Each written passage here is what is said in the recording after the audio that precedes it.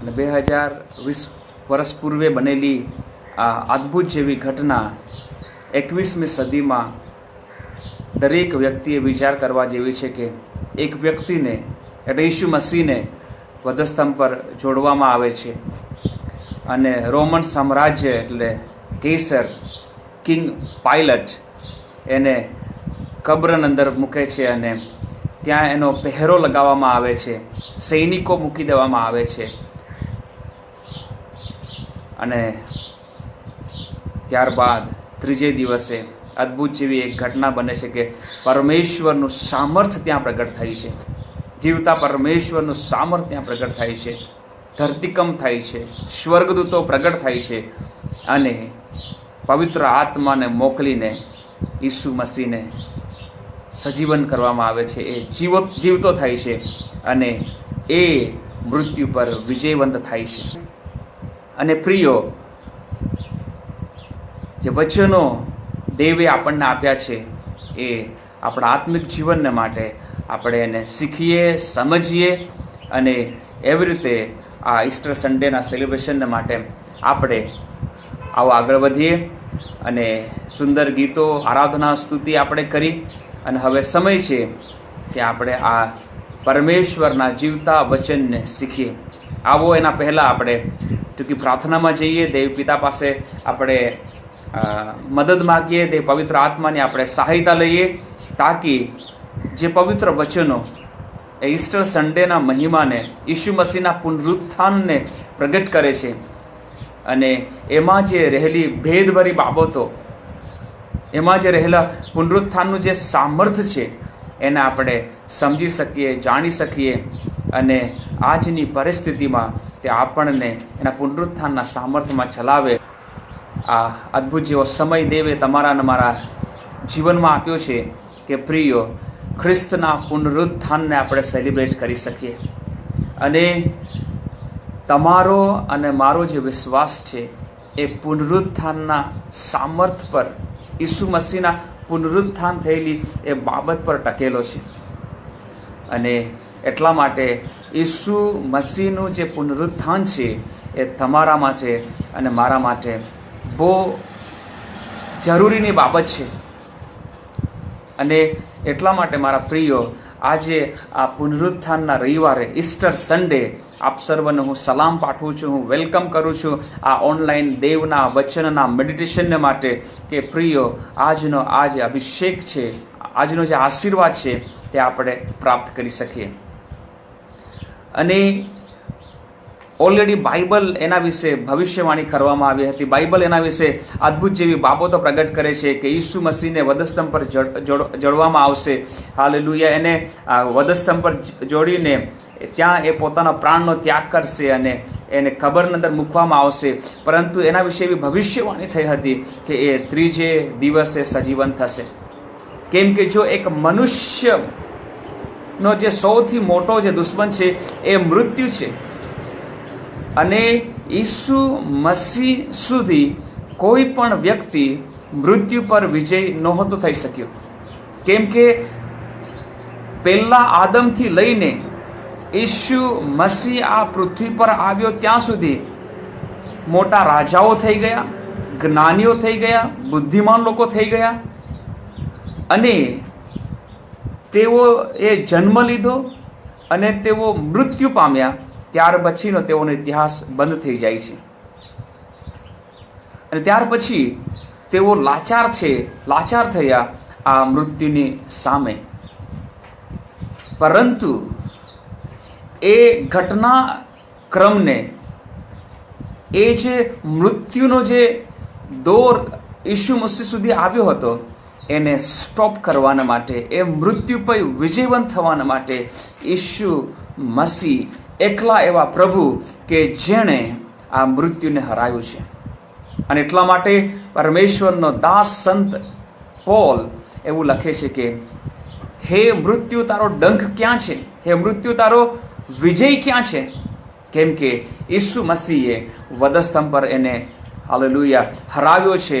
અને આજે એક નવી આશા એના પર વિશ્વાસ કરનારને આપવામાં આવી છે કે જે કોઈ ઈસુ મસીહ પર વિશ્વાસ કરે છે તેને એક નવું જીવન છે, તેને અનંત જીવન છે. જો કે તે મૃત્યુ પામશે, કેમ કે મરણ સર્વને માટે છે, સર્વ મનુષ્ય જાતને માટે છે, પરંતુ ત્યારબાદ પણ એક જીવન છે જે અનંત જીવન કહેવાય છે, જે બાઇબલ દાવો કરે છે, જેનો આપણે વિશ્વાસ કરીએ છીએ, એના આપણે ભાગીદાર થઈએ છીએ. કેમ કે બાઇબલ બહુ સ્પષ્ટ કહે છે કે એક વખત માણસ આ પૃથ્વી પર જન્મે છે, ત્યારબાદ એનો ન્યાય, મૃત્યુ થાય છે, ત્યાર પછી એનો ન્યાય થનાર છે. પરંતુ જે કોઈ ઈસુ મસીહ પર વિશ્વાસ કરે છે, જેણે પોતાના પાપોની કબૂલાત કરીને ઈસુ મસીહ પર પોતાનો વિશ્વાસ મૂક્યો છે, તેઓ પણ મૃત્યુ પામશે એઝ અ મનુષ્ય, પરંતુ તેઓને એક નવી આશા છે કે જેવી રીતે ઈસુ મસીહ સજીવન થયા છે, કેમ કે એ જ ખ્રિસ્તતાનો એક બહુ મજબૂત પાયો છે કે તેઓને એક નવું જીવન છે, તેઓને એક અનંત જીવન છે. હાલેલુયા. એવું લખેલું છે, ઈસુ મસીહે તેઓને કહ્યું કે હું જીવું છું માટે તમે પણ જીવશો. આ ઈસુ મસીહ એ તેઓને કીધું હતું કે હું જીવંત છું માટે મારા પર વિશ્વાસ કરનારા પણ જીવંત રહેશે.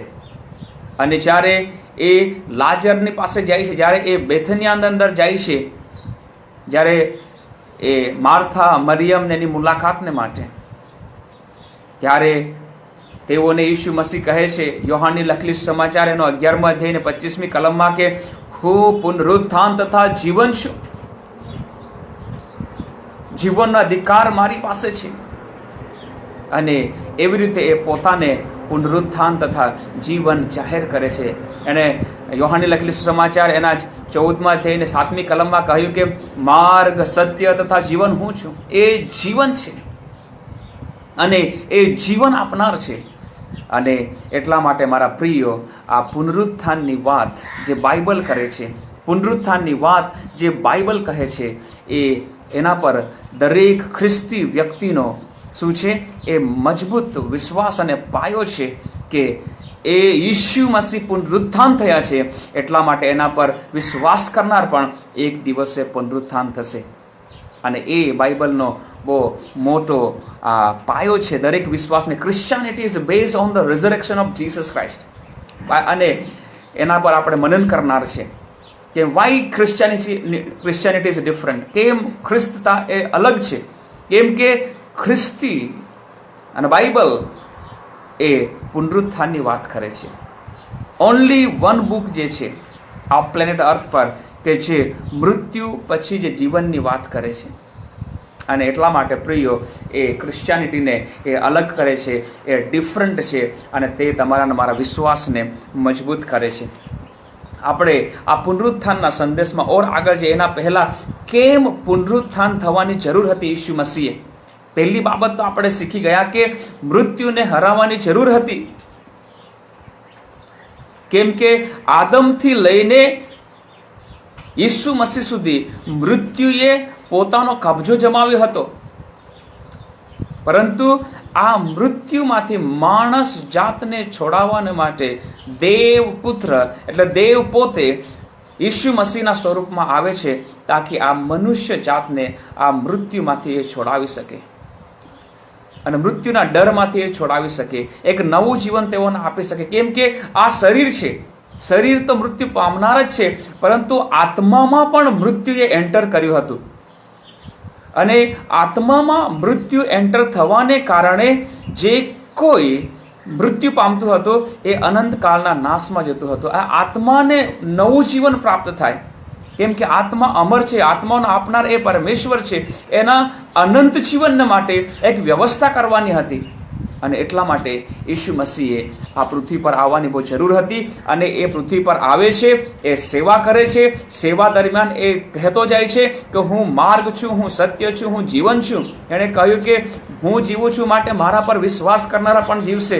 એણે કહ્યું કે પુનરુત્થાન તથા જીવન હું છું. અને એવી રીતે મારા પ્રિયો, આ પુનરુત્થાનની આ બાબતો આપણા જીવનની અંદર બહુ મોટા આશીર્વાદોને લઈને આવે છે, આપણા વિશ્વાસને મજબૂત કરે છે. પુનરુત્થાનને કારણે તમારો અને મારો વિશ્વાસ એ જીવંત છે. ઈસુ મસીહ પુનરુત્થાન થયો છે એટલા માટે એ વચન સત્ય છે, વચન સજીવન છે. ઈસુ મસીહ પુનરુત્થાન થયા છે એટલા માટે તમારી ને મારી પ્રાર્થનામાં બહુ સામર્થ્ય છે, આપણી પ્રાર્થનાઓ જીવંત છે. ઈસુ મસીહના પુનરુત્થાનને કારણે આ સગળી બાબતો થઈ છે મારા પ્રિય. અને એટલા માટે સંત પોલ શું કહે છે કે કેમ જે હિસ્ટોરિકલ ઘટના બને છે એના મનન માટે આપણે જનાર જ છે, પણ એના પહેલા પણ પ્રિયો આપણે જે સંત પોલ જે બાબતો પ્રગટ કરે છે એને આપણે પહેલા જોઈએ કે કેમ ઈસુ મસીહનું પુનરુત્થાન થવાની બહુ જરૂર હતી.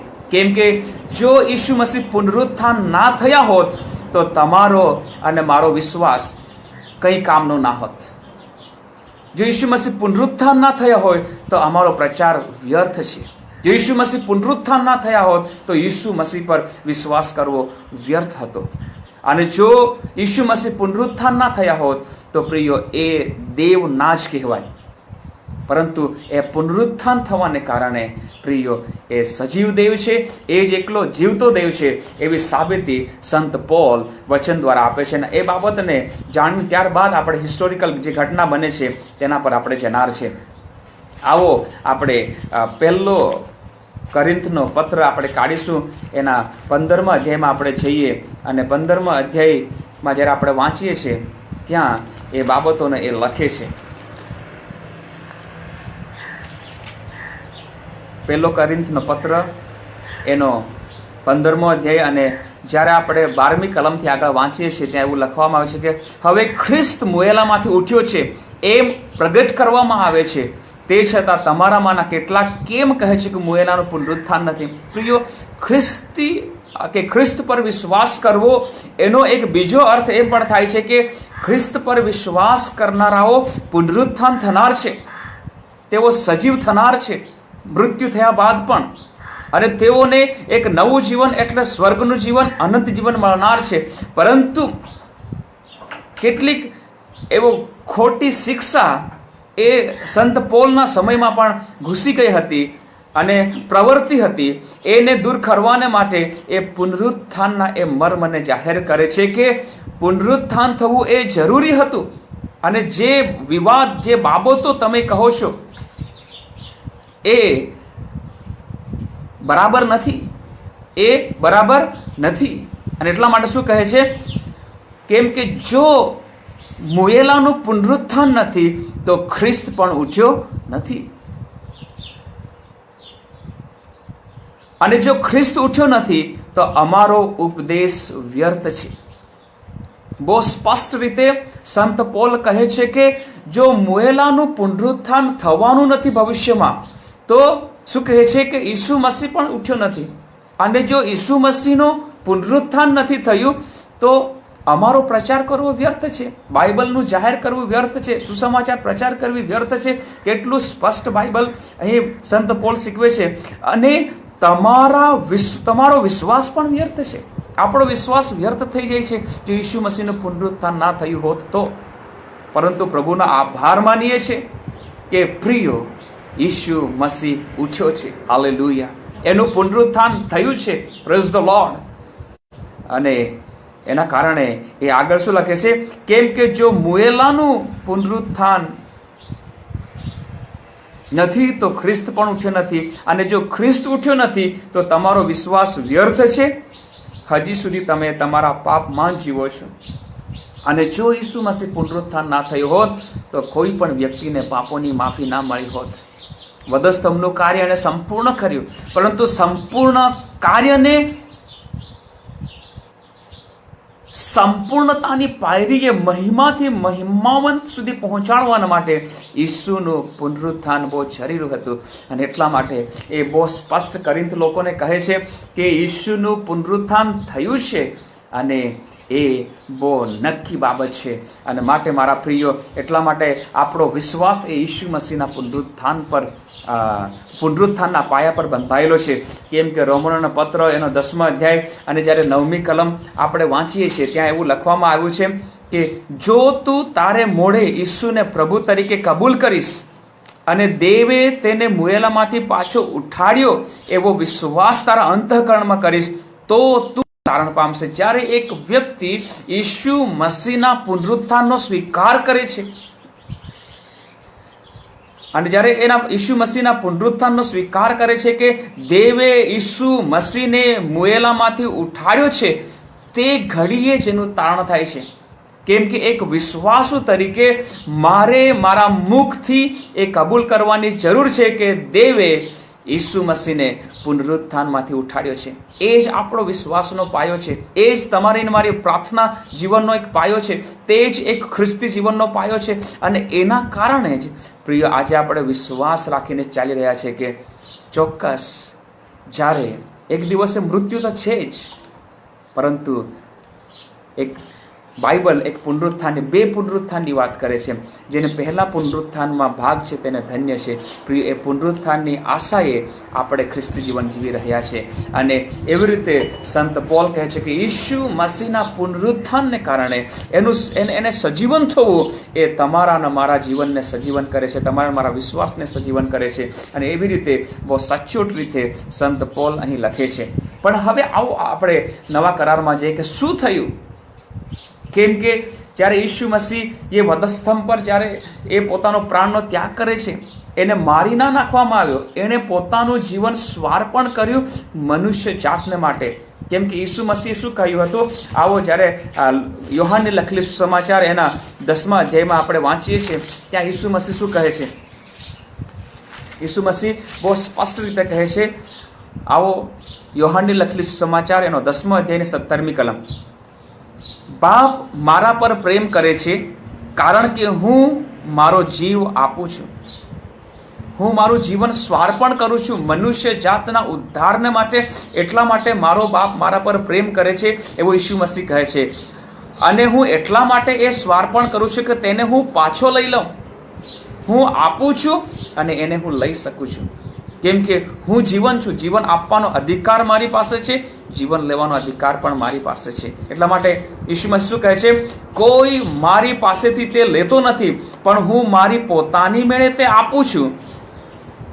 તે આપવાનો મને અધિકાર છે અને તે પાછો લેવાનો પણ મને અધિકાર છે. એ આજ્ઞા મારા બાપ તરફથી મને આપવામાં આવી છે. હાલેલુયા. શું કહે છે? કે જીવન આપવાનો અધિકાર મારી પાસે છે અને પરત એને લઈ લેવાનો પણ અધિકાર મારી પાસે છે. એટલા માટે જ તો ઈસુ મસીહે ત્રીજે દિવસે પોતાનો એ પ્રાણ વાપસ લઈ લીધો અને એવી રીતે એ દેવ છે એવું એણે પ્રગટ કર્યું. કેમ કે પ્રિય, જો એ સજીવન ના થયો હોત તો એ જીવતો દેવ નથી. એને આપણે દેવ માની ના શકીએ. પરંતુ પુનરુત્થાનના એ સુસમાચારને કારણે, પુનરુત્થાન થવાને કારણે ઈસુ મસીહ એ જ પ્રભુ છે, એ જ જીવતો દેવ છે, એ જ એકલો પરમેશ્વર છે એવું એણે જાહેર કર્યું. કેમ કે દરેક વ્યક્તિનો એન્ડ મૃત્યુ પછી આવી જાય છે. ત્યાર પછી એનો ઇતિહાસ લખવામાં આવતો નથી. કેમ કે ધૂળનું મનુષ્ય ધૂળમાં મળી જાય છે. પરંતુ એક દેવ મનુષ્ય બનીને ઈસુ મસીહના સ્વરૂપમાં આ પૃથ્વી પર આવે છે અને એ મનુષ્યને માટે સારા કામો કરે છે, પાપ ક્ષમા કરે છે, સાજાપણું આપે છે, ઘણા મરેલાઓને સજીવન કરે છે. એ સાબિત કરે છે કે હું જીવન છું. ત્યાર પછી એ પોતાનું સ્વાર્પણ એ વધસ્તંભ પર કરે છે અને વધસ્તંભના સ્વાર્પણ પછી એને કબરમાં મૂકવામાં આવે છે. પરંતુ કબરના બંધનો એને રોકી શકતા નથી અને એ ત્રીજે દિવસે સજીવન થાય છે. અને એવી રીતે એ દુનિયાને જાહેર કરે છે કે આઈ એમ ધ લોર્ડ ગોડ. હું એકલો જીવતો પરમેશ્વર છું અને મારા વગર બીજો કોઈ જ નથી. એ આપણો વિશ્વાસ છે મારા પ્રિયો. અને એવી રીતે ઈસુ મસીહ કહે છે. હવે શું થાય છે? આવો આપણે સુસમાચારમાં જઈએ કે સુસમાચાર જે માથી, માર્ક, લૂક અને યોહાન છે તે આપણને ઈસુ મસીહના પુનરુત્થાન વિશે શું સાક્ષી આપે છે. અને ઈસુ મસીહ વારંવાર પોતાની સેવા દરમિયાન એ કહેતો રહ્યો હતો કે હું સજીવન થઈશ. એણે પોતાના મૃત્યુ વિશે પણ એને ભવિષ્યવાણી કરી હતી અને પોતાના પુનરુત્થાન વિશે પણ ઈસુ મસીહે ભવિષ્યવાણી કરી હતી. અને એ ભવિષ્યવાણીને પહેલાં જોઈ લઈએ કે જ્યારે ઈસુ મસીહ યરુશલેમમાં મંદિરમાં પહોંચે છે ત્યારે એણે કહ્યું હતું કે યોહાનને લખેલી સમાચાર એનો 2 અધ્યાયમાં અને જ્યારે આપણે વાંચીએ છીએ એની 19મી કલમમાં ત્યારે ઈસુ મસીહે કહ્યું કે ઈસુએ તેઓને ઉત્તર દીધો કે આ મંદિરને પાડી નાખો તો હું એને 3 દહાડામાં ઊભું કરીશ.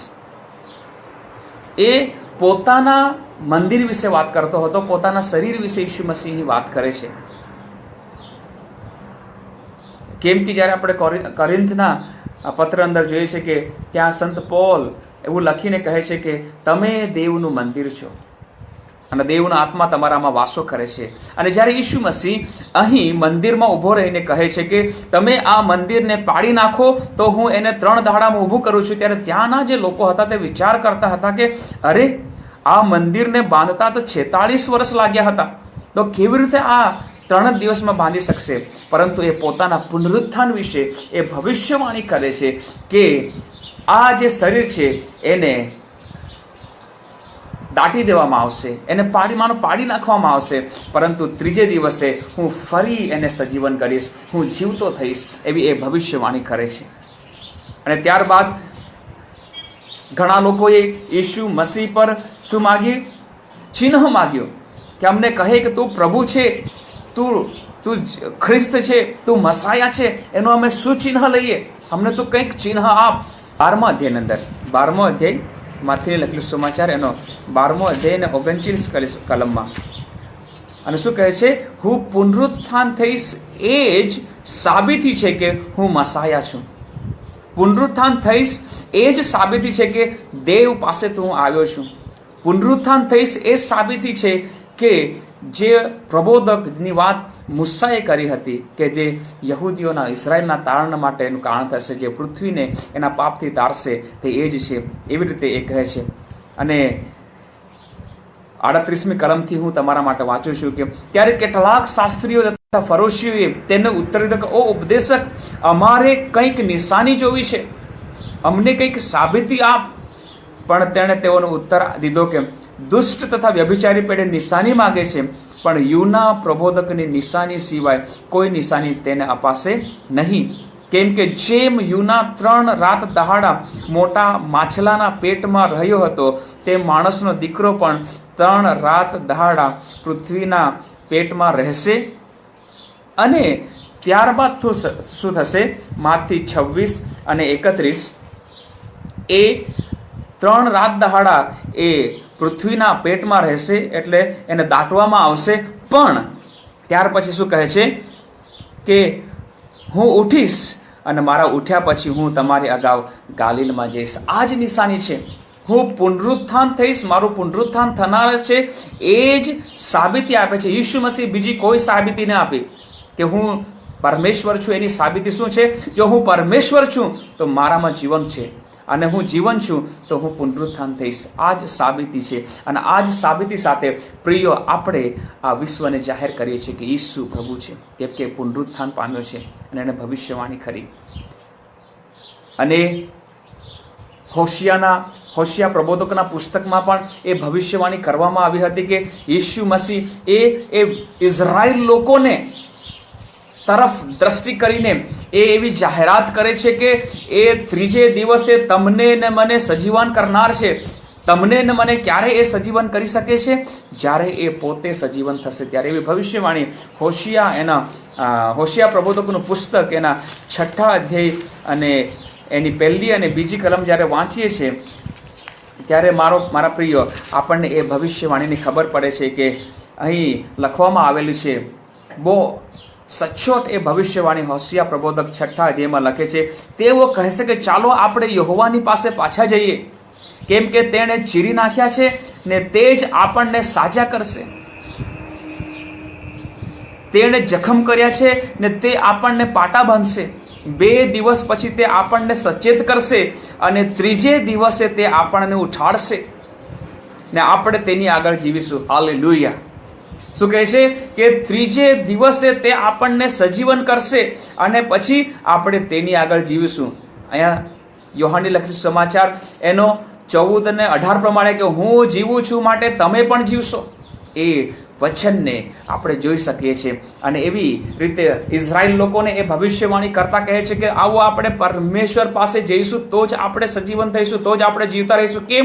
કેમ કે એ 3જે દિવસે આપણને સજીવન કરશે અને એ આપણને લક્ષીને યીશુનું પુનરુત્થાન છે, એના માટે જે એના પર વિશ્વાસ કરે છે એનું પણ પુનરુત્થાન છે, આપણું પણ પુનરુત્થાન છે. એ બાબતને બહુ સચોટ રીતે હોશિયા પ્રબોધક અહીં ભવિષ્યવાણીમાં જાહેર કરે છે. Amen, hallelujah.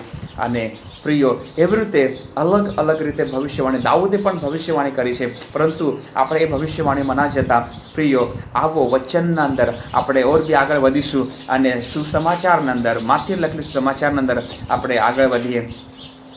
અને એવું થાય છે કે જ્યારે ઈસુ મસીહ પોતાનો પ્રાણ વધસ્તંભ પર ત્યાગે છે અને ત્યાર પછી જે અરીમથાઈનો યુસુફ, જે એનો સિક્રેટ ચેલો હતો, એ પિલાત પાસે જાય છે અને એની પાસે એ ઈસુ મસીહના એ શબને એ માગે છે કે એને અમે દાટીએ, કેમ કે સાબાથ આવી રહ્યો છે અને સાબાથના દિવસે કોઈ પણ સબ બહાર રહી એ બહુ સારી બાબત ના કહેવાય. કેમ? કારણ કે એનાથી શું થશે? સાબાત જે છે તે અપવિત્ર થશે. અને એવી રીતે એને ઈસુ મસીહને વધસ્તંભ પરથી ઉતારવાના માટે પરમિશન આપવામાં આવે છે અને એને લઈને અહીં લખવામાં આવ્યું છે, પછી યુસુફે લાશને લઈને સણના સફેદ લુગડામાં તેને વીંટાળી અને ખડકમાં ખોદાવેલી પોતાની નવી કબરમાં તેને મૂકી અને એક મોટો પથ્થર કબરના મોં પર ગબડાવીને તે ચાલ્યો ગયો. અને મગદલાની મરિયમ તથા બીજી મરિયમ ત્યાં કબરની પાસે બેઠેલી હતી. અને ઈસુને એવી રીતે કબરમાં મૂકવામાં આવે છે અને ત્યાં બહુ મોટો પથ્થર ત્યાં ગબડાવી દેવામાં આવે છે. પરંતુ હવે શું થાય છે? આ એક ઈસુ મસીહના એ શબને એ કબરની અંદર મૂકવામાં આવે છે અને એ ત્યાંથી ચાલ્યો જાય છે. પરંતુ જે લોકો ફરોશીઓ અને મુખ્ય યાજકો હતા એ પિલાત પાસે જાય છે અને તેઓ કહે છે કે તેણે એવું કહ્યું હતું કે 3 દહાડા પછી હું ઉઠીશ. એ માટે 64મી કલમમાં એ માટે 3 દહાડા સુધી કબરનો જાપ્તો રાખવાની આજ્ઞા કર, કે તું સૈનિકોને ત્યાં મૂકી દે. રખીને તેના શિષ્ય રાત્રે આવીને તેને ચોરી જાય ને લોકોને એમ કહે કે મુએલામાંથી તે ઉઠ્યો છે.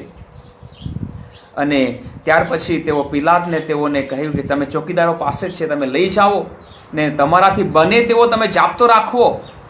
પછી તેઓ ગયા અને પથ્થર પર મોહર કરીને તેઓ કબર પર જાપ્તો રાખ્યો અને ચોકીદારો તેની સાથે હતા. અને એવી રીતે તેઓ કબરને, ઈસુ મસીહના કબરને સીલ કરે છે. પિલાતનો એ જે કિંગ છે એનો એ સિક્કો તેઓ લગાવીને કહે છે કે આ પિલાતે એને બંધ કર્યું છે અને એને હવે કોઈ પણ બહાર ના કાઢી શકે. કેમ કે તે સમય પાયલટ એ બહુ રોમન સામ્રાજ્ય, કૈસર બહુ એ બળવાન રાજા હતો અને એના ચુંગલથી, એના કબજામાંથી કોઈ બચાવી ના શકે એવું તે સમયે પ્રવર્તું હતું. પરંતુ પ્રિય, શું થાય છે? શું થાય છે? હવે બહુ અદ્ભુત જેવી ઘટના થાય છે કે જેના વિશે આપણે એક્સાઇટેડ છે સાંભળવાના માટે. હું પોતે એક્સાઇટેડ છું એ પ્રગટ કરવાના માટે કે પ્રિયો, એ પથ્થર અને પિલાતનું બંધન પણ એ પરમેશ્વરના પુત્ર ઈસુ મસીહને સજીવન થતા નથી રાખી શકતું. આવું આપણે 28મો અધ્યાય અને એની જ્યારે આગળની કલમ આપણે વાંચીએ છીએ ત્યારે સવારના અંદર, મોર્નિંગના અંદર કેટલીક બહેનો, મરિયમ મગદલાની મરિયમ, યાકૂબની માં મરિયમ, સગળી બહેનો ત્યાં જાય છે અને એ ખબરે જાય છે અને એકબીજા સાથે વાર્તાલાપ કરતી જાય છે કે અરે, કબર પર તો બહુ મોટો પથ્થર મૂકેલો છે, આપણા માટે કોણ એ પથ્થર હટાવશે? કેમ કે તેઓને ડર હતો. ઈસુ મસીહે તેઓને કહ્યું હતું કે હું સજીવન થનાર છું, પરંતુ અવિશ્વાસ. કેમ કે હમણાં સુધી કોઈ પણ વ્યક્તિ એવો હિસ્ટ્રીની અંદર એવું લખવામાં ન હતું આવ્યું, તેઓએ સાંભળ્યું ન હતું કે ત્રીજે દિવસે કોઈ વ્યક્તિ સજીવન થઈ શકે. માત્ર ઈસુ મસીહે એક લાજરને 4 દિવસ પછી ઉઠાડ્યો હતો. એ સાબિતી આપી હતી કે હું 4 દિવસના મુર્દાને સજીવન કરી શકું છું, તો હું ત્રીજે દિવસે હું પોતે પણ સજીવન થઈ શકું છું. એ એક સાબિતીને માટે એણે એ ચમત્કાર કર્યો હતો મારા પ્રિયો. અને એકબીજા સાથે એવી ચર્ચા કરતા કરતા તેઓ આગળ વધે છે અને તેઓ જોયું તો શું થયું? બીજી કલમથી આપણે આગળ વાંચીએ. જુઓ, મોટો ધરતીકંપ થયો, કેમ કે પ્રભુનો દૂત આકાશથી ઉતરી આવ્યો ને ત્યાં આવીને કબરના મોં પરથી પથ્થરને ગબડાવીને તેના પર બેઠો. હાલેલુયા! વ્યવસ્થા કરી પરમેશ્વરે.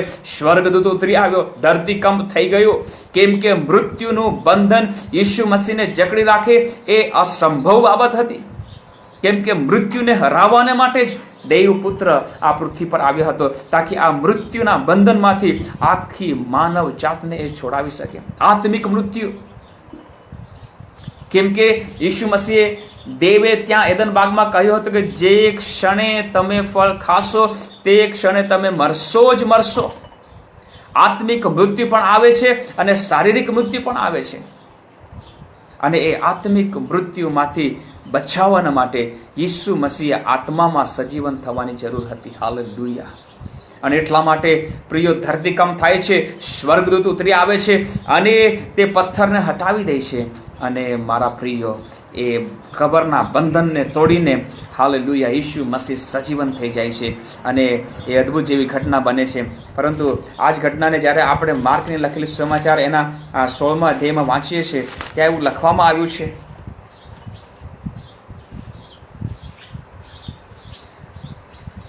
તેઓ માહે માહે કહેતી હતી કે આપણે વાસ્તે કબરનો મોં આગળથી પથ્થર કોણ ગબડાવશે? તેઓ નજર કરીને જુએ છે કે પથ્થર તો ગબડી ગયેલો છે અને તે બહુ મોટો હતો. તેઓએ કબરમાં પેસીને સફેદ જામો પહેરેલા અને જમણી તરફ બેઠેલા એક જુવાન માણસને જોયો. તેથી તેઓ અચરજ થઈ. ત્યાં માથીને લખેલી સમાચારમાં કહે છે કે સ્વર્ગદૂત ઉતરી આવે છે, ધરતીકંપ થાય છે. અહીં પણ એ જ ઘટના છે. તેઓ એ ઈસુ મસીહને જે અંદરની સાઈડે જ્યાં એના શબને મૂકવામાં આવ્યું હતું એની જમણી સાઈડે એક જુવાન માણસને જોયો. તેથી તેઓ અચરજ થયા. અને એ સ્વર્ગદૂત તેઓને શું કહે છે? પણ તે તેઓને કહે છે, એણે સાક્ષી આપી, તે તેઓને કહે છે કે અચરજ ના થાઓ, તમે આશ્ચર્યચકિત ના થાઓ. વધસ્તંભે જડાયેલા ઈસુ નાઝરીને તમે શોધો છો. એ મને ખબર છે તમે કેમ અહીં આવ્યા છો. મને ખબર છે શા માટે તમે અહીં આવ્યા છો. તમે વધસ્તંભે જડાયેલા ઈસુ મસીહને શોધવાના માટે આવ્યા છો.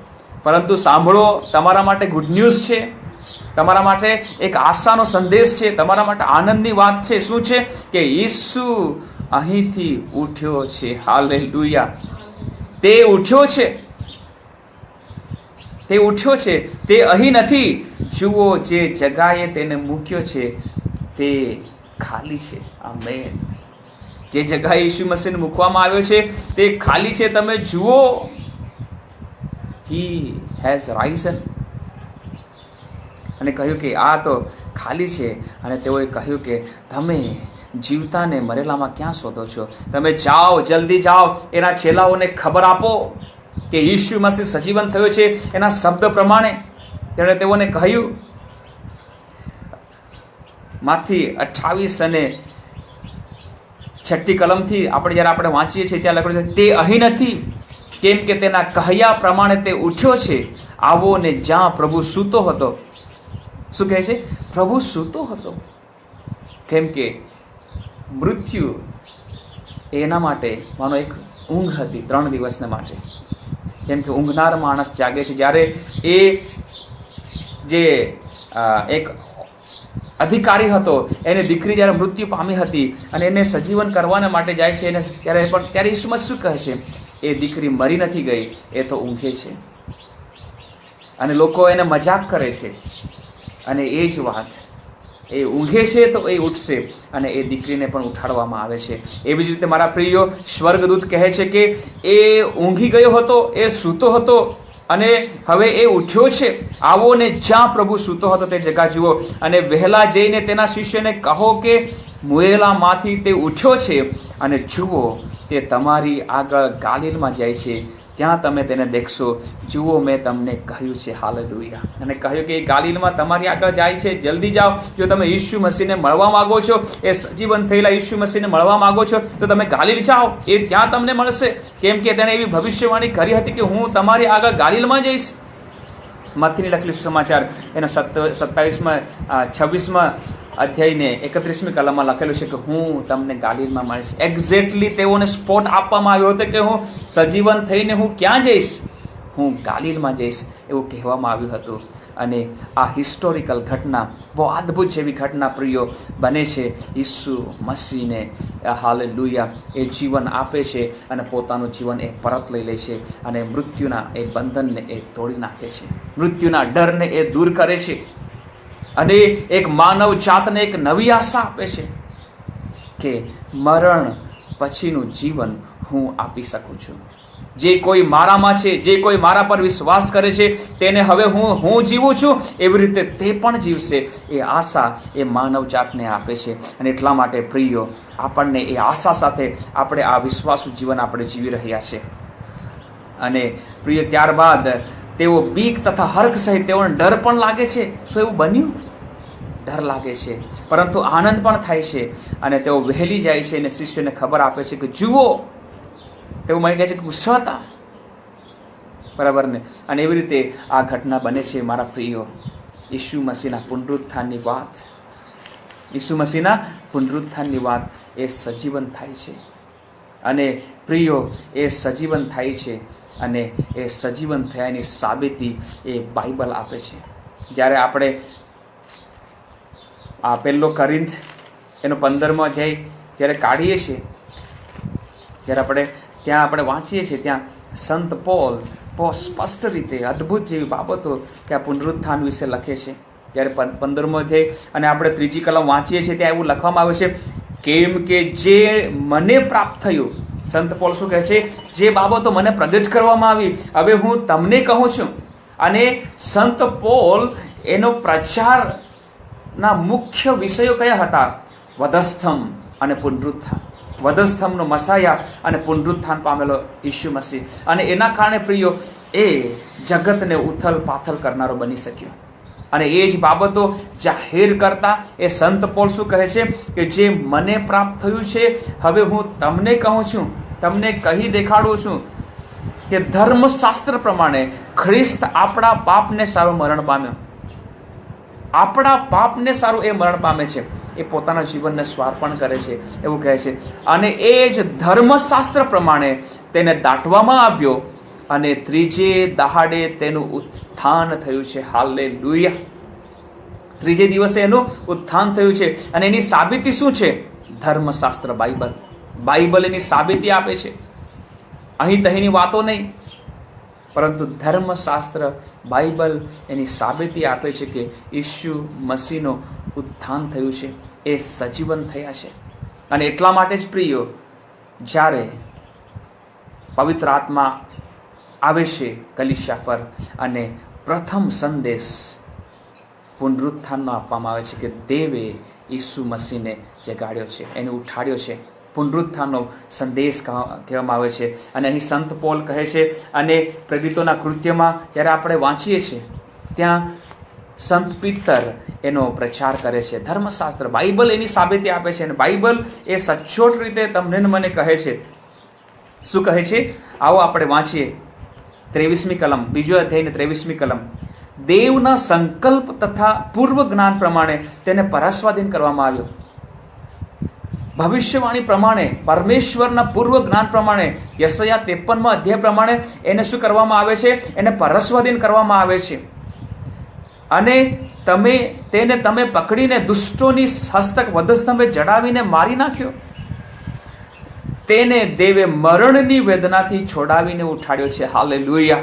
ધર્મશાસ્ત્રનો આ સાબિતી છે કે ભલે તેને વધસ્તંભ પર જોડવામાં આવ્યો, પરંતુ સંત પોલ શું કહે છે? તે આપણા પાપોને કારણે, મનુષ્ય જાતના પાપોને કારણે એ શું થાય છે? એ મૃત્યુ પામે છે, એ મરણ પામે છે, પોતાના જીવનનું સ્વાર્પણ કરે છે. પરંતુ અહીંથી બાબત પૂરી થઈ જતી નથી. ત્યાં કહાની પૂરી થતી નથી. ઈશુના જીવનની વાત ત્યાં પૂરી થતી નથી. સંત પોલ કહે છે, અને અહીં સંત પિતર કહે છે કે તેને દેવે મરણની વેદનાથી છોડાવીને ઉઠાડ્યો છે. અને એ પુનરુત્થાન થયો છે, એ સજીવ થયો છે. કેમ કે તેનાથી તે બંધાઈ રહે એ અશક્ય હતું. પિલાતે જે સિક્કો માર્યો હતો કબર પર, એને એ બાંધી રાખે એ અશક્ય હતું. કેમ કે જો એ બંધાઈ રહેતે એ પિલાતના એ સીલથી અને મૃત્યુના બંધનથી, તો એ દેવ ન કહેવાય. એના પર વિશ્વાસ કરવો વ્યર્થ કહેવાય, એનો પ્રચાર કરવો વ્યર્થ કહેવાતે. બટ સંત પિતર કહે છે કે એ ઉઠ્યો છે, અને એટલા એની જ અમે સાક્ષી આપીએ છીએ. અને એ જ ઈસુ મસીહે આ પવિત્ર આત્મા રેડી દીધો છે, અને એના કારણે અમે એ પુનરુત્થાનના સાક્ષી બન્યા છે. કેમ કે ધર્મશાસ્ત્ર એમ પણ કહે છે, દાઉદ રાજાએ એના વિશે ભવિષ્યવાણી કરી હતી કે તેના પવિત્ર શરીરને કોહવાણ થાય એ અશક્ય છે, કેમ કે તેને સજીવન કરવામાં આવશે. અને 32મી કલમ એવું લખેલું છે, એ ઈસુને દેવે ઉઠાડ્યો છે. આમેન. અને તે વિશે અમે સર્વ સાક્ષી છીએ. હું પણ સાક્ષી છું, તમે પણ સાક્ષી છીએ. એટલા માટે તો એ ઈસુના નામે આપણે પ્રાર્થના કરીએ છીએ અને બાબતો બને છે. એ જ ઈશ્વરના નામે આપણે પ્રાર્થના કરીએ છીએ, એક બીમાર વ્યક્તિને સાજાપણું મળે છે. એ જ ઈશ્વરના નામે આપણે પ્રાર્થના કરીએ છીએ, આપણી પ્રાર્થનાઓ સ્વર્ગમાં સાંભળવામાં આવે છે. એ જ ઈશ્વરના નામે આપણે પ્રાર્થના કરીએ છીએ, આપણી પ્રાર્થનાઓ પાપીને ક્ષમા અપાવે છે, દુઃખની અંદર વ્યક્તિને એ છોડાવે છે, અશાંતિ ભર્યા જીવન અંદર શાંતિને લઈને આવે છે, જે નિરાશામાં છે એને આશા જગાડે છે. કેમ કે એ ઉઠ્યો છે, એ સજીવન થયો છે, એ પુનરુત્થાન પામ્યો છે. અને એ ધર્મશાસ્ત્ર બાઇબલ એવું એની સાબિતી આપે છે. અને પ્રિયો, દેવે એને કેવી રીતે ઉઠાડ્યો, દેવે એને કેવી રીતે સજીવન કર્યો. અહીં તો શું કહે છે, એ ઈસુને દેવે ઉઠાડ્યો છે અને એના અમે સાક્ષી છીએ. પરંતુ એને ઉઠાડ્યો કેવી રીતે ઉઠાડવામાં આવ્યો? રોમનોના પત્ર અને જ્યારે આપણે પહેલો અધ્યાય કાઢીએ છીએ અને ત્યાં એવું લખવામાં આવ્યું છે 4th કલમમાં કે પવિત્ર આત્માના પ્રતાપે મુએલામાંથી પાછું ઉઠાડ્યાથી પરાક્રમમાં દેવનો દીકરો ઠર્યો છે. હાલેલુયા. ઈસુ મસીહને દેવ પોતાના પવિત્ર આત્માને મોકલે છે અને પવિત્ર આત્માના સામર્થ્ય દ્વારા પ્રિયો એને ઉઠાડવામાં આવે છે. પવિત્ર આત્મા એનામાં એ જીવનને લઈને આવે છે, એ દેવના જીવનને લઈને આવે છે, એના દેવત્વને લઈને આવે છે, એ દેવ છે એ સાબિતી રૂપ એનામાં જીવન લઈને આવે છે. અને પ્રિય પવિત્ર આત્માના પરાક્રમે એ સજીવન થાય છે. અને એવી રીતે દેવે એને પવિત્ર આત્મા દ્વારા સજીવન કરે છે. એ છે પુનરુત્થાન, એ છે ઈસ્ટરનો સંદેશ. અને પ્રિયો, આપણો એ રોજનો પ્રચાર છે, આપણો એ રોજનું જીવન છે. અમે પુનરુત્થાન થયેલા ઈસુ મસીહને જાહેર કરીએ છીએ. એટલા માટે રોજ આપણે આપણા એ જીવનને આપણે પ્રગટ કરીએ છીએ. પ્રિયો, આ ઈસ્ટરની આ સંદેશો, ઈસ્ટરની આ સેલિબ્રેશન એ પુનરુત્થાનને સાબિતી રૂપ છે. એને આપણે સેલિબ્રેટ કરીએ છીએ કેમ કે એમાં આપણને એક હોપ છે. આપણે આજે દુઃખમાં છે, સંકટમાં છે, નાશ થશે, ડર છે, શું થશે, પરંતુ ઈસુ મસીહ કહે છે કે હું જીવું છું, માટે મારા પર વિશ્વાસ કરનારા પણ જીવશે. તમે જીવશો પ્રિયો, કેમ કે ઈસુનું જીવન આપણી પાસે છે. આપણી પાસે ઈસુ છે, સ્વયં જીવન આપણી પાસે છે. અને એટલા માટે પ્રિયો, આ આશા, આ ઈસ્ટર સન્ડે હું તમને કહેવા માંગુ છું કે તમે નાશ નહીં થશો, પરંતુ ઈસુ આપણને એના જીવનમાં આપણને ચલાવશે.